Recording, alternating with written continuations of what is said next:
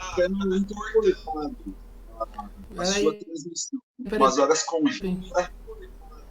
Seja muito bem-vindos ao Mesa de Debates. Aqui quem está falando é o Guilherme.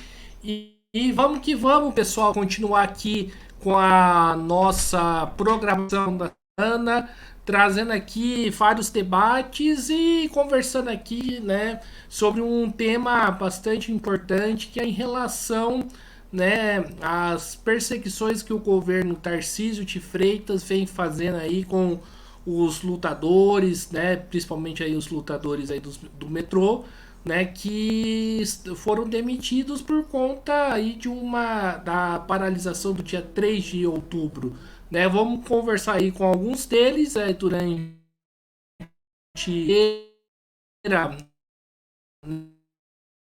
desde o Rodrigo Tufão, né, meu grande amigo corintiano Rodrigo Tufão, né, que vamos falar sobre essa questão. Então, tudo bom, Tufão? Antes da gente começar, por favor, fale um pouquinho aí de você, se apresente aí pro pessoal, pro público.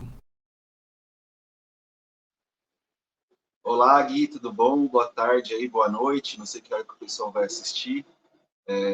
Eu sou o Rodrigo, né? O pessoal me conhece como Tufão.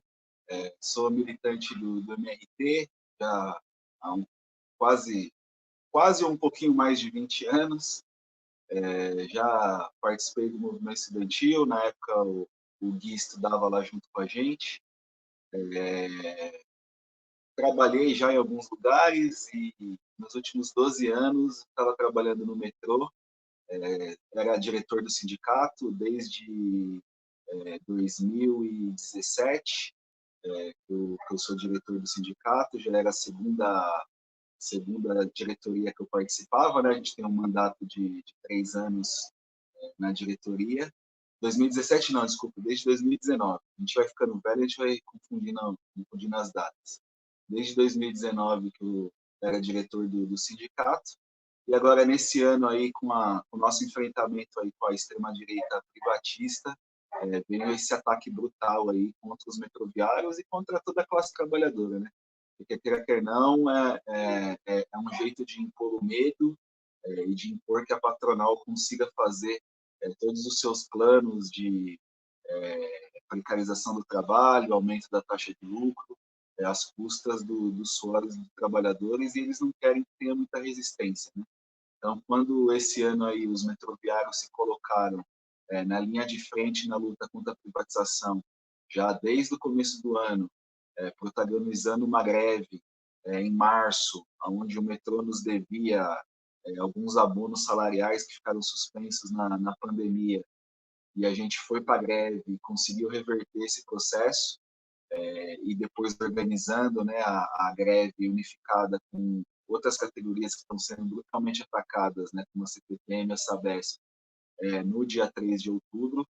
O governo, após um protesto dos operadores de trem no dia 12, resolveu demitir os 8 operadores de trem e suspender um, para botar medo na categoria e tentar evitar que essa unidade que estava sendo construída entre os servidores de São Paulo para barrar a sanha privatista da extrema-direita comandada por Tarcísio em São Paulo, eles vieram com esse golpe tentando abalar a moral dos trabalhadores metroviários.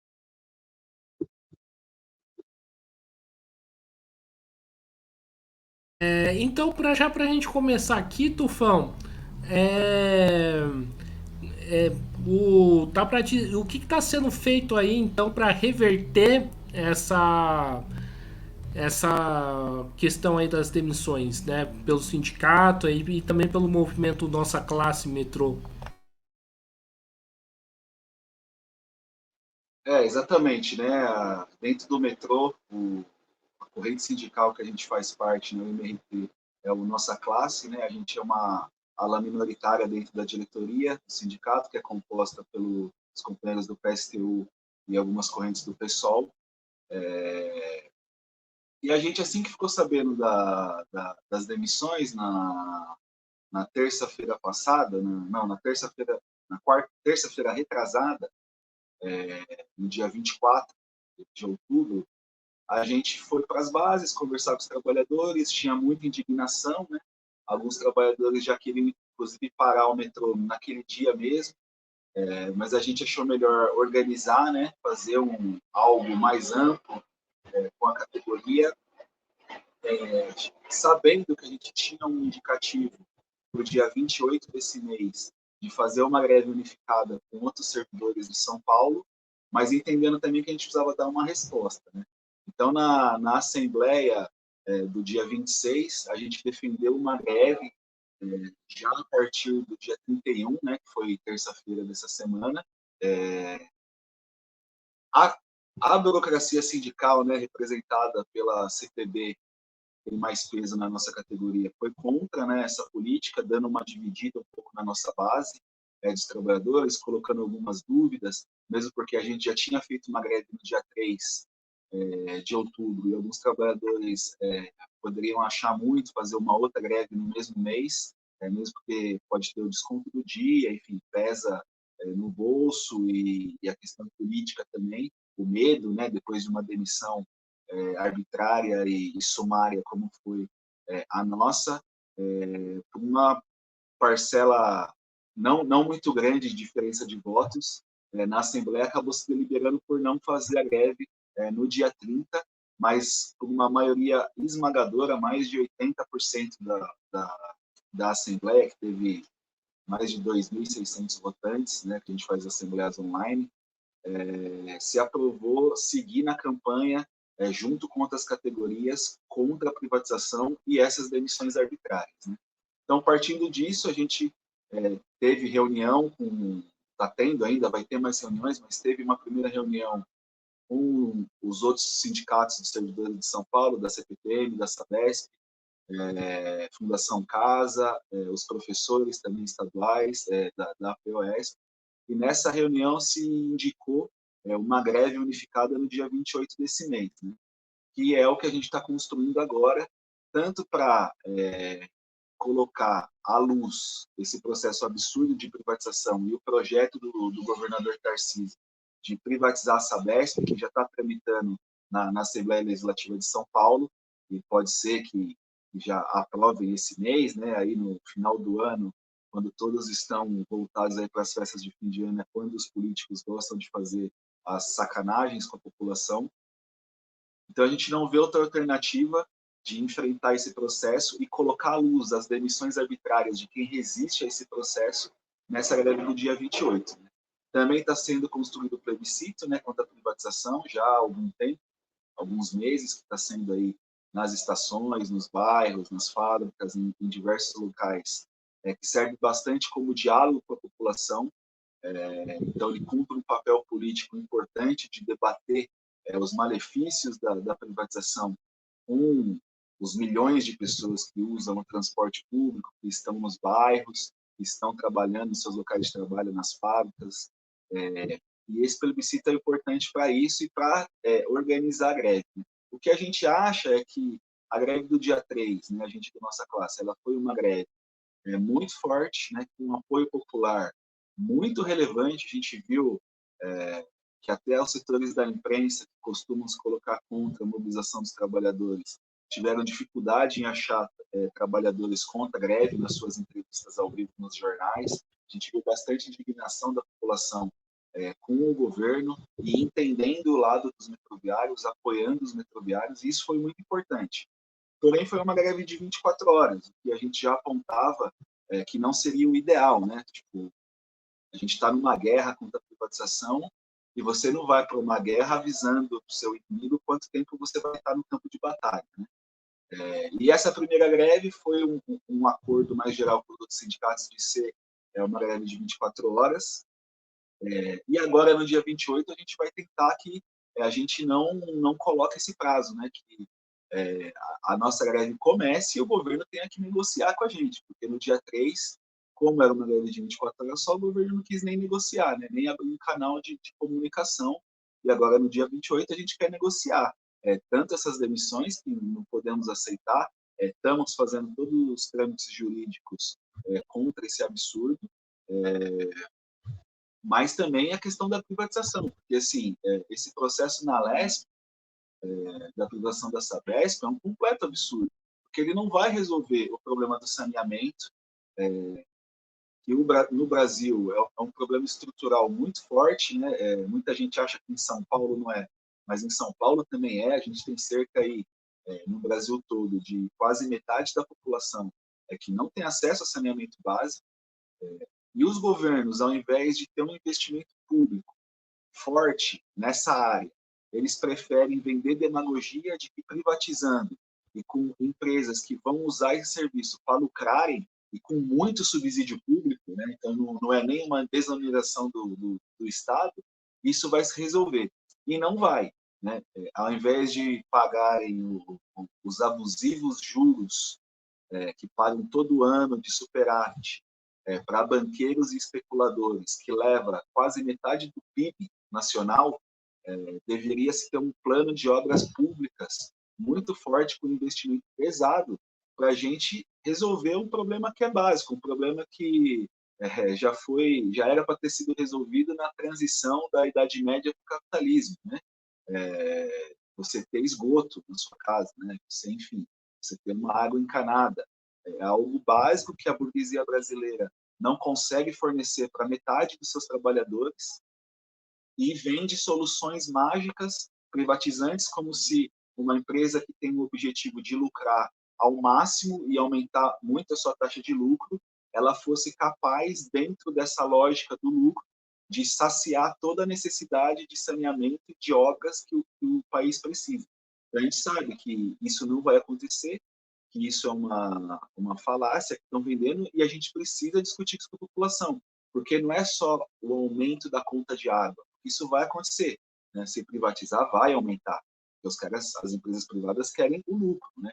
Mas não é só isso, é um problema estrutural do país, de saneamento básico, algo básico do básico do básico, que não é levado a sério tanto pelas elites políticas como pela própria burguesia, o patronato, que controlam essas elites políticas, financiam e não permitem que o Brasil mude a lógica de governança atrelado ao capital financeiro, subordinado ao capital financeiro, que impõe que o nosso orçamento, quase metade do nosso orçamento, todo ano do PIB produzido no Brasil, toda a riqueza que os trabalhadores produzem, seja desviado para pagar juros e especuladores que não produzem nada, só especulam, especulam e exploram.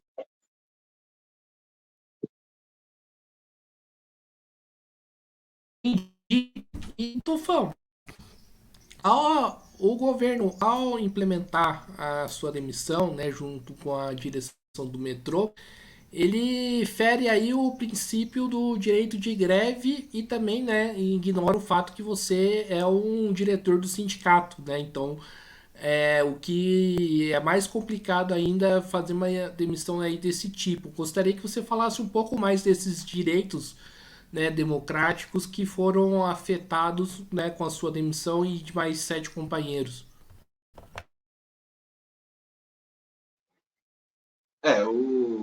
Os trabalhadores têm direito de greve, têm direito de mobilização e de se organizar, né? Tem direito à recusa quando se veem constrangidos ou se veem com falta de segurança, se sentem inseguros, eles têm o direito de recusa a assumir um posto de trabalho ou fazer determinada função que foi ordenado a fazer. Mas, infelizmente, a gente sabe, né, que esses direitos que foram conquistados foram direitos com muita luta, muitas greves, muitas manifestações, muitas pessoas morreram para derrubar a ditadura militar. E esses direitos democráticos que aparecem a partir aí da Constituinte de 88, a gente vê que eles são pro forma, né? A gente sabe que existe uma sociedade fora dos locais de trabalho e existe uma sociedade dentro dos locais de trabalho. Que dentro dos locais de trabalho a gente sabe que o que impera é a ditadura do capital, né? A mais brutal força e repressão contra qualquer movimento por melhorias salariais, de condições de trabalho que os trabalhadores possam fazer, porque isso afeta a taxa de lucro da patronal e da burguesia, né? Como um todo.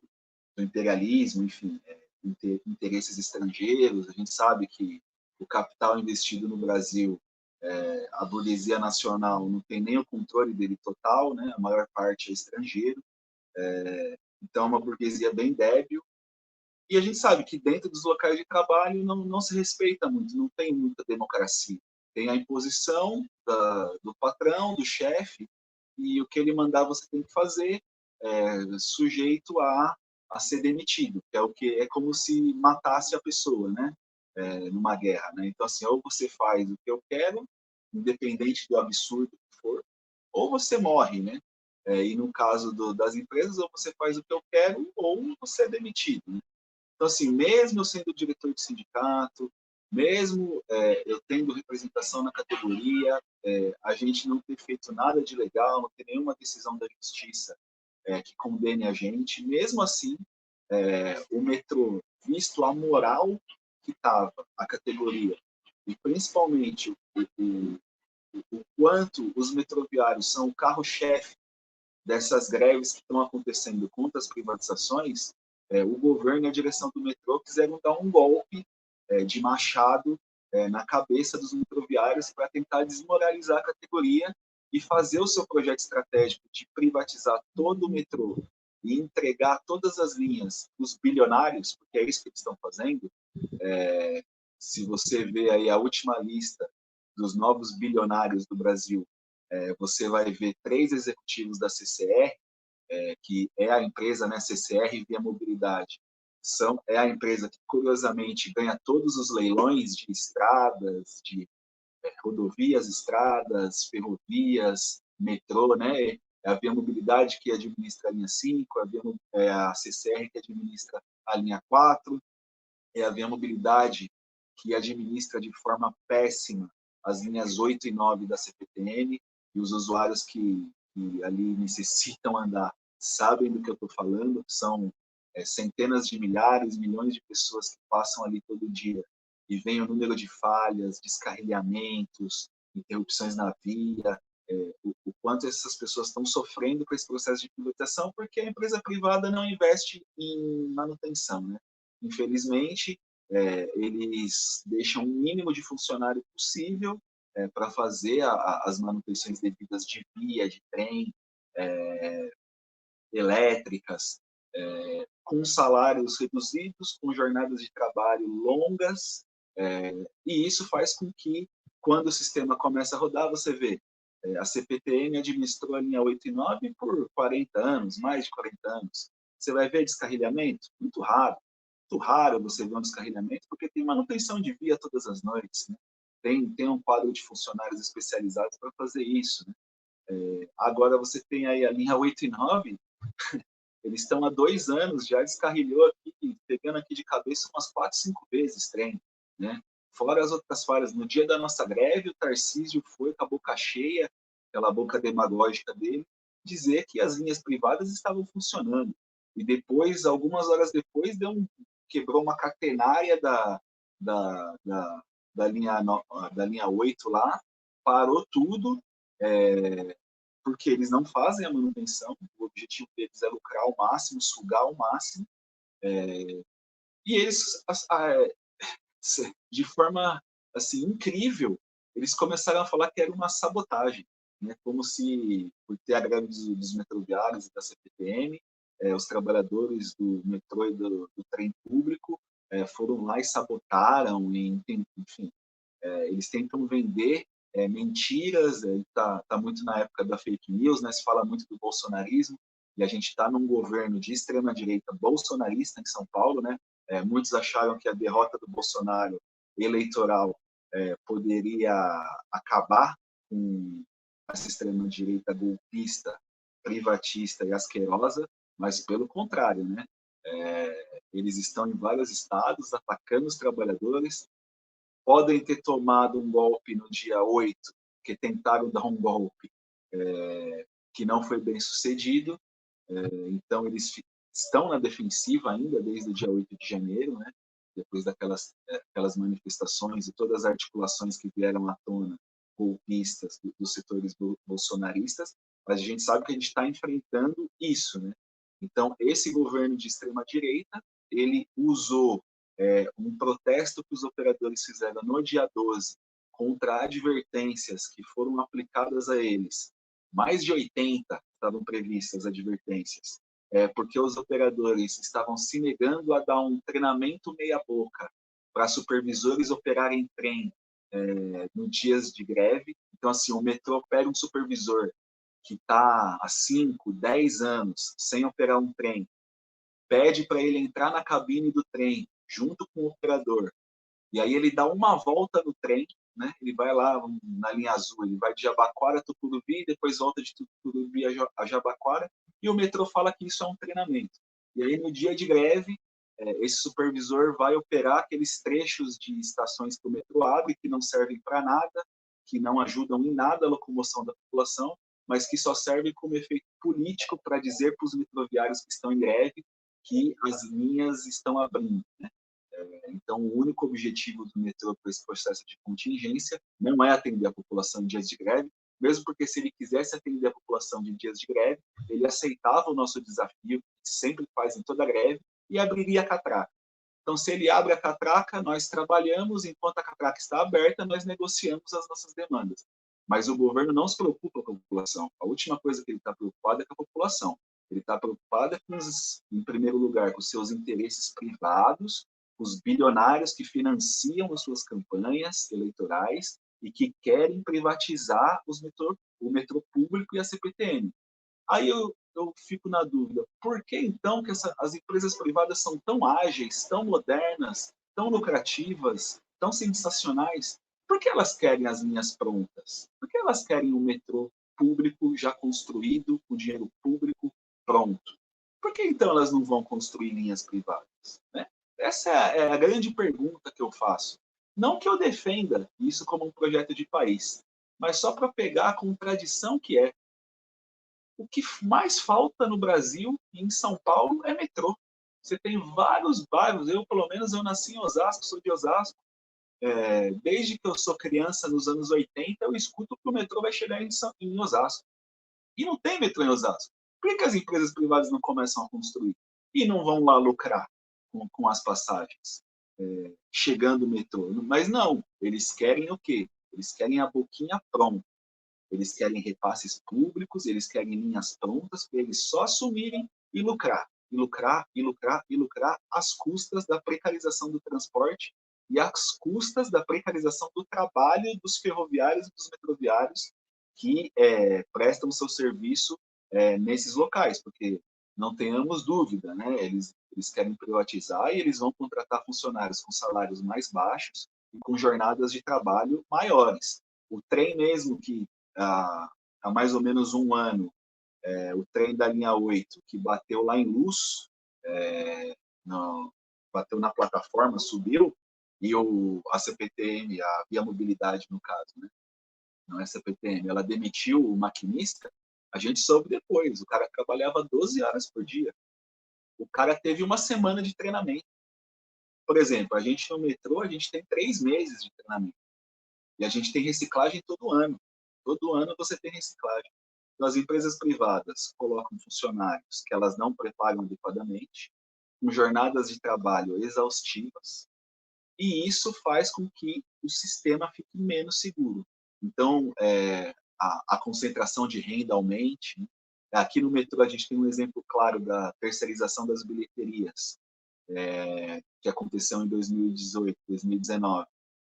Onde o metrô prometia uma modernização das estações e não teve modernização nenhuma. Eles trocaram um funcionário que ganhava R$ 3.000 e colocaram um funcionário que ganha 1.000. É isso. E o resto, não tira, não desonera o Estado, nem o metrô, porque eles continuam pagando 3.000 por funcionário para a empresa privada que eles colocaram lá. Ou seja, aumenta a concentração de renda no país, você coloca empresas laranjas que prestam um serviço precário, com funcionários mal remunerados, e toda essa sobra de dinheiro vai para o bolso do dono dessas empresas. Então, a ditadura que é colocada dentro dos locais de trabalho, ela está a serviço disso. E a nossa demissão no dia 12 é fruto da greve do dia 3. Então, pela greve do dia 3, os operadores estavam negando dar treinamento de contingência, o metrô não conseguiu abrir nenhuma estação. nem para fazer aquele efeito político que eles gostam de abrir 3, 4 estações para falar que a empresa está voltando ao normal e tentar induzir os funcionários a voltar a trabalhar no meio da greve, porque não é para atender a população, deixar claro isso de novo, porque trecho de luz a Ana Rosa aberto não atende a população, né? A população, quando tem greve, ela já vai ter que pegar um ônibus, ver outras alternativas, porque até ela chegar no centro, enfim, é só um jogo político. Então, no dia 12, vistas essas advertências, os operadores fizeram um protesto de 1 ou 2 horas sem assumir trem, e o metrô veio com essa justificativa do governo de São Paulo para demitir o vice-presidente do sindicato, os diretores do sindicato, cipistas das linhas, e tentar impor o medo à categoria para o seu projeto estratégico de privatização poder seguir de forma mais tranquila, porque ele viu que esse ano a gente resistiu muito. Certo. Ô, Tufão, nesse último período, né, o governo Tarcísio, né, anistiou a multa, né, do Bolsonaro em relação à pandemia.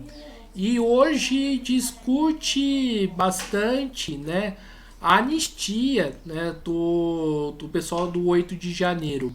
É justo esse setor ser anistiado aí pelos atos que cometeram e vocês, metroviários, trabalhadores, né, são punidos aí por defender aí o patrimônio público, por defender aí os serviços públicos para a população?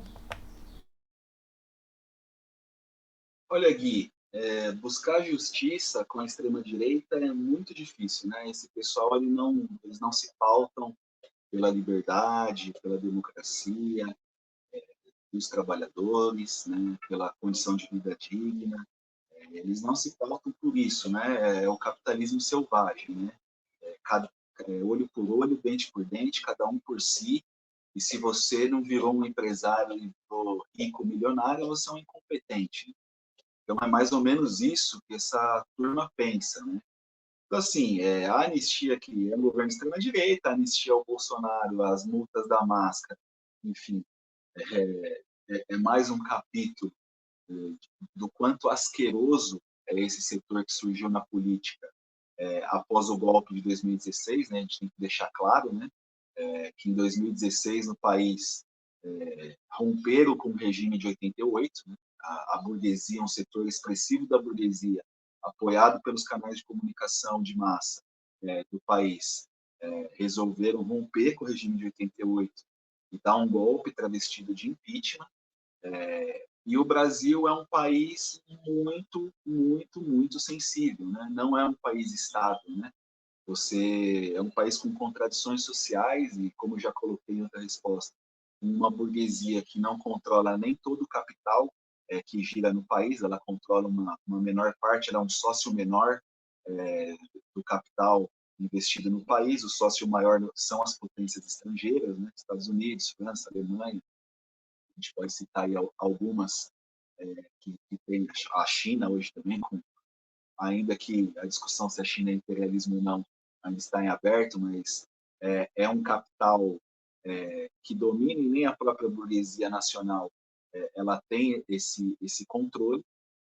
Então, esse tipo de política reacionária, né, ele é muito forte e abriu a porteira em 2016. Né? O regime de relativa estabilidade que a gente viveu de 88 até em 2016, que dá aí quase 30 anos, né? Em torno de 30 anos, é o maior período de estabilidade da história do Brasil. O Brasil nunca passou 30 anos sem ter um golpe, né? Seja ele de qual caráter for. E parece que os setores da elite brasileira, eles não calcularam muito isso, né? Eles acharam realmente que eles iam dar um golpe em 2016 e que eles iam colocar o PSDB na presidência, uma direita privatista de centro moderada, entre aspas. E o Brasil não é assim, é como tem aquela frase, o Brasil não é para amadores, né? Então, quando abrir a caixa de Pandora em 2016, a extrema-direita saiu do bueiro e tomou conta, porque essa extrema-direita ela não tem contenção nenhuma. Né? Ela não tinha nada. Quem conteria a extrema-direita? O PSDB? é um partido de gabinete, é um partido sem muita base social? Jamais, né? E o PT, ele cumpre um papel de contenção importante no outro lado da esquerda. Então, os setores de massas, eles chegaram muito fácil no extremo direita, né? Na extrema direita. Foi um caminho muito fácil. E do lado da esquerda já não foi um caminho tão fácil, né? Você tinha várias barreiras para as massas chegarem a conclusões do ponto de vista da esquerda mais avançadas de ruptura com o sistema, para dar uma resposta a esse ascenso da extrema-direita. Então, a máscara, né, que a gente está discutindo, que ele anistiou, tem uma coisa mais grave, ele está anistiando multas que a CCR e a Via Mobilidade tinham tomado por deixarem de cumprir alguns elementos de contrato da privatização, ele está anistiando multas, fora as centenas de milhões de reais que são repassados para a Via Mobilidade e CCR todos os anos, as multas que eles estão tomando, eles estão anistiando. Obviamente que para os trabalhadores é ferro e fogo, né? Então, os trabalhadores, se mobilizou, eles vão dar a punição máxima, eles vão colocar no desemprego e não tem conversa. Então, obviamente que não é justo, mas procurar justiça nesse país, né, de como ele foi fundado, né, a base da acumulação de capital, a escravidão dos negros, né, que proporcionou a acumulação de capital e a formação da burguesia nacional, né, em cima desses corpos, né, você procurar uma justiça dentro desse país não tem, né? Ou a gente toma o poder, ou a gente faz a revolução socialista, ou é esse capitalismo aí, capitalismo atrasado, né, com as potências estrangeiras sufocando a própria burguesia nacional e a própria burguesia nacional tentando sufocar a classe operária que muitos falam do Brasil o povo pacífico, mas, enfim, quem estuda a história do Brasil sabe que as respostas que a classe operária dá, pelo menos aí nos últimos 200 anos no Brasil, elas não são nada fracas, elas são bem contundentes. Temos uma debilidade no Brasil que nunca conseguimos aí nesses 200 anos forjar uma direção revolucionária para esses processos, mas são processos heróicos e de massas que a classe operária faz contra a burguesia e que coloca várias barreiras também para a burguesia, como a própria derrubada da ditadura, as liberdades democráticas, o direito do voto, a educação universal, a saúde universal. São demandas que foram conquistadas no último ascenso operário dos anos 70, contra a ditadura, que desembocaram na Constituinte de 88, mas que a burguesia, ao mesmo tempo que ela dá com a mão esquerda, como ela deu ali em 88, frente ao bafo colossal da classe operária mobilizada, quando ela vem a oportunidade, ela tira com a mão direita, como ela viu em 2016, e a gente viu a partir de 2016 o que aconteceu quando eles rompem com o regime de 88 e todo o pacto social que estava em volta desse regime, que é, a aposentadoria, enfim. E a gente vê a reforma trabalhista, a reforma da Previdência, todos os ataques, a condição de miséria que chegou à população nos auges da pandemia, no governo Bolsonaro, a fila do osso. É uma sociedade que já vive na miséria estrutural. E quando tem esses processos políticos e de crises econômicas, essa miséria se aprofunda muito fortemente. Eu digo isso porque muito tem a discussão, o governo Lula é melhor do que o governo da direita e tal e tal. Assim, o governo Lula, no seu auge, vou dar só um exemplo, que é da educação no Brasil, o acesso à universidade. No auge do primeiro governo Lula, ali 2007, 2008, quando estava crescendo ali 8% ao ano o país, a gente tinha políticas muito fortes de inclusão nas universidades, por exemplo, né? ProUni, enfim, diversas bolsas, que ainda tem toda a contradição de investimento público nas universidades privadas, mas mesmo assim, nesse auge, apenas 13% da juventude tinha acesso à universidade. 13%. No auge, no auge. Né? Quando a gente entra em crise, então, é surreal. Então, no auge, a gente já vive numa miséria, assim, exuberante. E aí, quando vem a crise, quando vem essa extrema-direita, crise política, crise econômica, extrema-direita racista, fascista, né, com tendências fascistas no governo, a gente vê o quanto eles esmagam mais os trabalhadores. Então, assim, é justo o Tarcísio anistiar o Bolsonaro, anistiar a CCR, tentarem anistiar o 8 de janeiro, enfim, pode não ser, mas procurar justiça nesse país, dentro do capitalismo brasileiro que a gente vive, a gente não vai achar. A gente pode procurar muito. Eu costumo dizer que quem procura progressismo, né? Muito se fala de progressismo, né? Quem procura progressismo no Brasil vai encontrar golpes e miséria. É isso. Não existe progressismo no Brasil. Perfeito. Então, para a última pergunta, o Tufão, não foi a primeira vez, né, pelo menos até que eu tenho conhecimento, que diretores do metrô, né, que trabalhadores do metrô são demitidos aí por conta da greve. Se eu não me engano, 2015, 2014, houve um processo, né, de demissões por aquela greve da Copa do Mundo, né?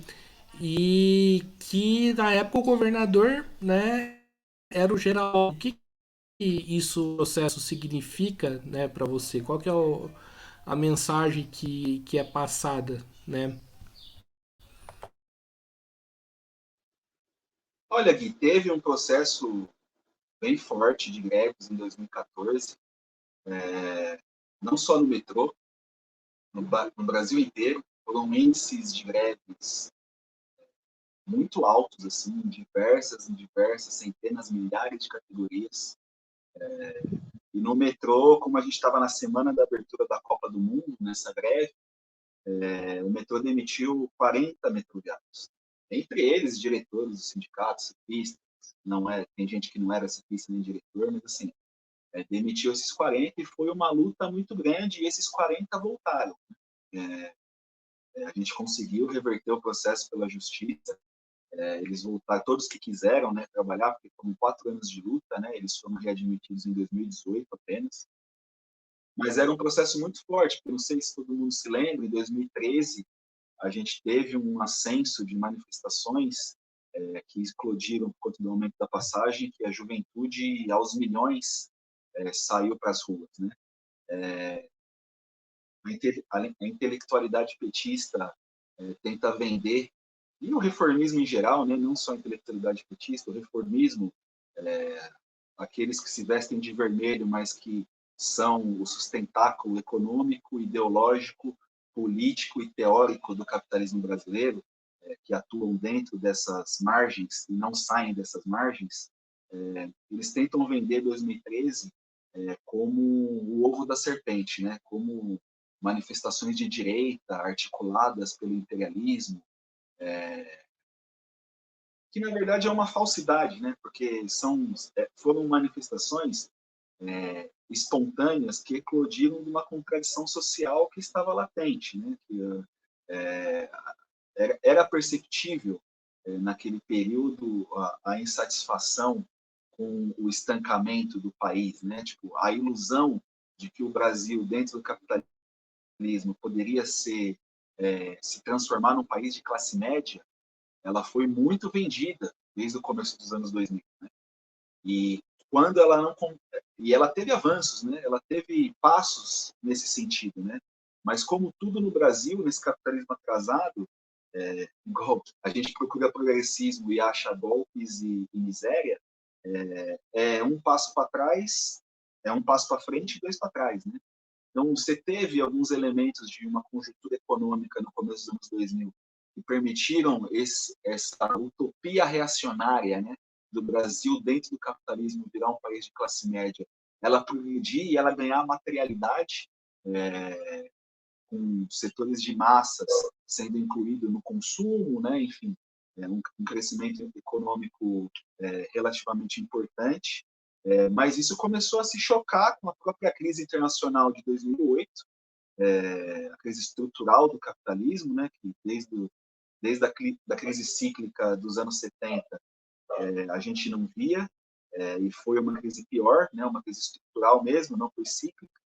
E que aquilo abalou, demorou um pouco para chegar no Brasil, mas abalou as estruturas econômicas. Enfim, a gente lembra da Primavera Árabe, das explosões que tiveram na Europa, as greves gerais na França, enfim, Espanha, Grécia, todo esse processo que a gente viu ali a partir de 2009, 2010, 2011, 2012.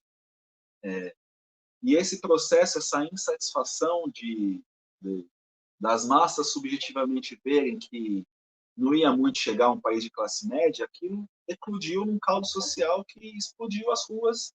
Eu tinha ali 10 anos atrás, eu estava chegando nos 30 anos de idade, tinha meus 29 anos, eu nunca tinha visto 1 milhão de pessoas na rua. Foi um negócio que a nossa geração, a partir de 88, o país estava relativamente estabilizado, né, na sua ordem.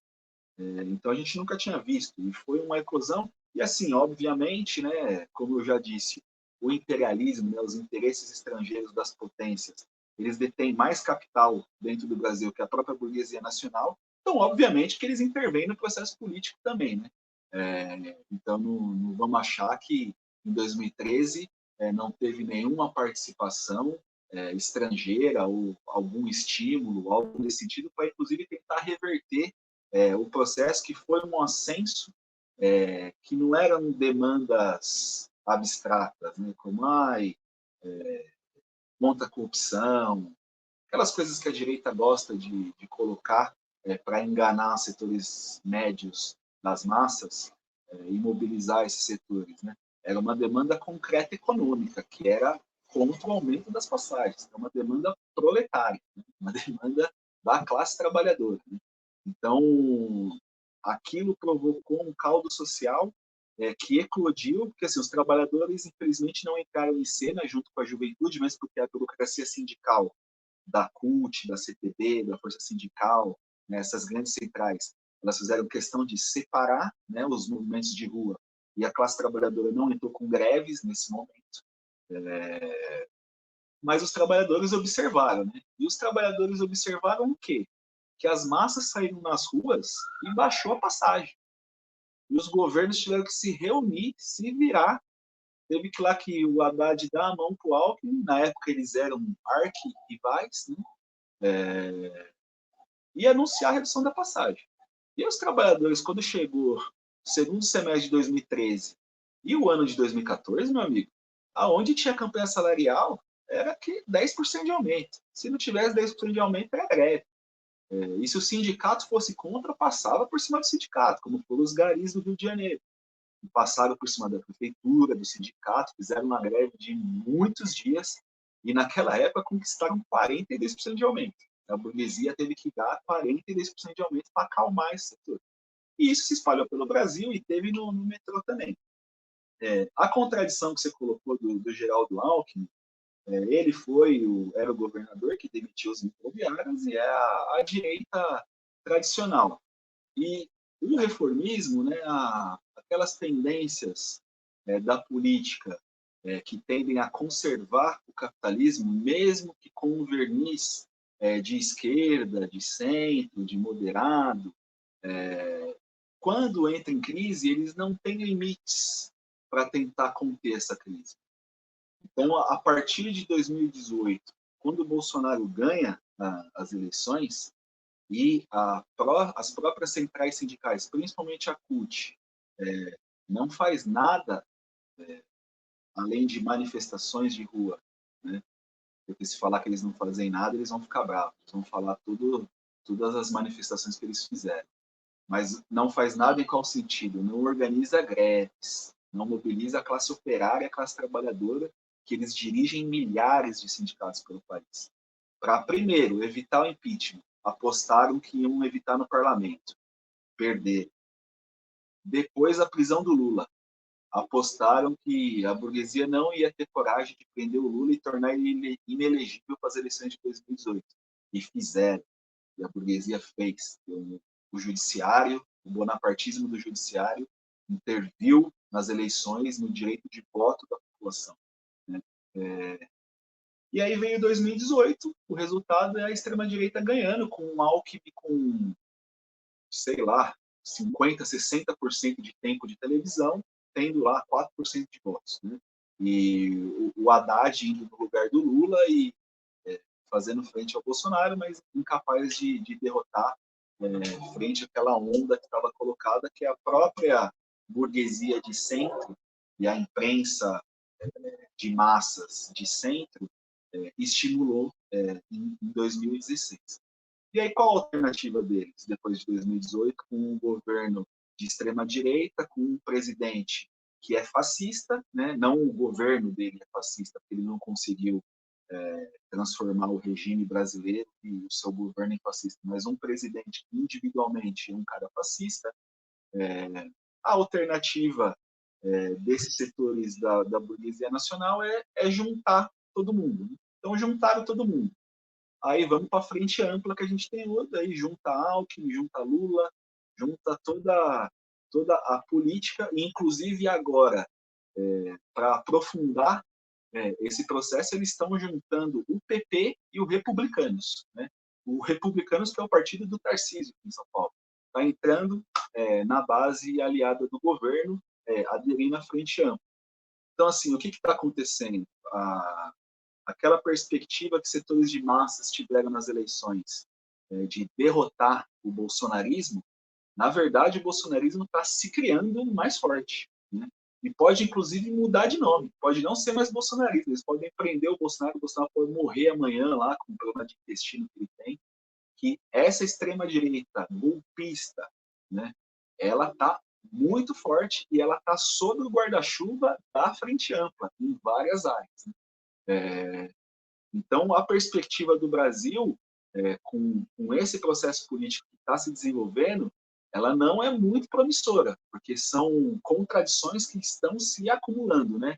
Não estão resolvendo os problemas, estão acumulando problemas e jogando para frente. Então, isso, a tendência é uma hora ter uma explosão razoavelmente forte. Né? Tomara que não seja muito, mas que vai ser forte, vai. Então é isso, Gui, assim, a gente está nessa situação onde a gente enfrenta a extrema-direita aqui em São Paulo, um governo de frente ampla no âmbito federal, que inclui agora o partido do governador de extrema-direita aqui em São Paulo, com ataques muito pesados que levam setores da burocracia sindical a ir para uma mobilização, mesmo que contida, como é agora que a gente está fazendo com os sindicatos da CPTM, a POSP, que também entrou, os professores do Estado de São Paulo, Sabesp, né? Só que não colocam todas as suas fichas, porque como eu repeti, né, já falei aqui hoje, a CUT e a CTB, só para pegar essas duas, que uma é dirigida pelo PT, a outra é dirigida pelo PCdoB, elas dirigem milhares de sindicatos, milhares. E esses milhares de sindicatos não estão sendo colocados para organizar uma grande greve geral contra as privatizações. Por quê? Porque isso fere os interesses da frente ampla, né? Você tem diversos estados aí que estão privatizando, estão dentro da frente ampla, e inclusive o PT no Ceará, que está com a parceria público-privada no saneamento, né? Então, assim, estão criticando aqui a privatização da Sabesp, mas no Ceará estão privatizando o saneamento. Então, isso coloca algumas amarras que a gente precisa romper, né? A gente precisa romper para ter uma mobilização forte, capaz de derrotar essa extrema-direita e processos de privatização e de precarização do trabalho, né? Que isso é fundamental. Sem essa unidade da classe trabalhadora, a classe trabalhadora se educando nesse processo em luta, e quando a gente fala em luta, não são manifestações devem acontecer e vão acontecer, e a gente vai estar junto em manifestações, mas é parar as máquinas, é educar o trabalhador na greve, né? Como eu diria o grande revolucionário Lenin, né? Um trabalhador aprende em 20 dias de greve o que ele não aprendeu em 20 anos, do ponto de vista político. Isso a burocracia sindical ainda está contendo, e a gente tem que tentar furar esse bloqueio. E aí o dia 28 é importante para isso também, para a gente exigir que as centrais sindicais organizem uma greve geral contra todas as privatizações e contra a extrema-direita. Porque quem achou que ia derrotar a extrema-direita na eleição se enganou. A gente só vai derrotar a extrema-direita, isso a história nos ensina. A história nos ensina de forma robusta, e o único sujeito capaz de enfrentar a extrema-direita, fascista, nazista, é a classe operária. É a classe operária em luta. É ela que pode evitar golpes, né? É ela que pode derrotar politicamente e colocar o país em outro rumo. Não é a conciliação de classes. A conciliação de classes, na verdade, ela vai acumular as contradições e fazer que se tenha uma explosão maior num futuro próximo. Então é isso, a gente continuar na luta, sabendo das contradições, fazendo as exigências, fazendo as unidades com todas as centrais sindicais que são necessárias, mas sabendo que a gente poderia muito mais e que a gente vai precisar de muito mais. Então é isso aí, pessoal. Estamos encerrando aqui mais uma entrevista aqui do Mesa de Debates. Quero aqui agradecer a participação do Tufão, né? Dizer aí pro Tufão e para os metroviários que estamos juntos na luta, né? Para ir, né, com Mesa de Debates. E passo a bola aí pro Tufão fazer suas considerações finais. E vamos, São Paulo. É isso, Bi, é isso. Vamos seguir na luta aí, prazer participar. Vamos estar muito junto ainda nesses próximos anos aí, e esse ano ainda. O São Paulo foi bem, né, esse ano, estava precisando, né, fazia um tempo já que não ia. Meu Coringão que não está muito bem, mas é aquilo, né? Os clubes de futebol expressam também um pouco do país, né? Às vezes dá um respiro, ganha alguma coisinha, depois entra na crise, porque a administração dessa turma aí é sempre voltada aos interesses dos empresários de futebol, do lucro exacerbado, e não do futebol arte e dos torcedores apaixonados. Né? Mas valeu aí pela participação, um grande abraço. Então é isso aí. Então, mais uma vez aqui agradecendo ao Tufão, né? Agradecendo também a você que estiver nos assistindo. Peço aí que se inscreva no canal podcast Mesa de Debates de Tudo Um Pouco. Curta, compartilhe e comente esta e outras entrevistas, matérias. E segue a gente nas redes sociais, TikTok, Facebook e Instagram. Então é isso aí, pessoal. Por hoje é só. Um forte abraço aí a todo mundo e fui!